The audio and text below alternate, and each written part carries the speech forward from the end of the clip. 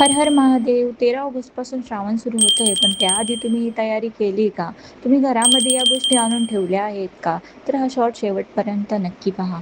तुम्हाला श्रावण सुरू झाल्यानंतर काय करायचे आहे? तर सकाळी लवकर उठून स्नान करायचे आहे, देवघर स्वच्छ करून महादेवांची पूजा करायची आहे, शिवलिंगावर शुद्ध जल अर्पण करायचे आहे, बेलपत्र, फुले अर्पण करायचे आहेत आणि ओम नमः शिवाय या मंत्राचा जाप करायचा आहे. त्याचबरोबर शिवचालीसा, शिवमहिम्न स्तोत्र किंवा रुद्रादयाचे पठण करायचे आहे.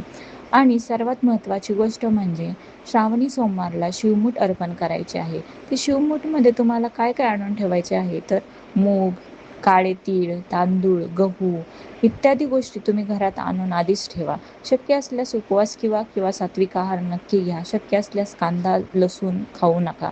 गरजू व्यक्तीला अन्नदान करा, वस्त्रदान करा आणि आपल्या क्षमतेनुसार जे पण काय असेल ते दान करा. खोटे बोलणे टाळा, वादविवाद टाळा आणि कोणाचेही मन दुखवणे टाळा. श्रावणभर शक्य तितके नामस्मरण, सेवा करा आणि भक्ती करा. हर हर महादेव.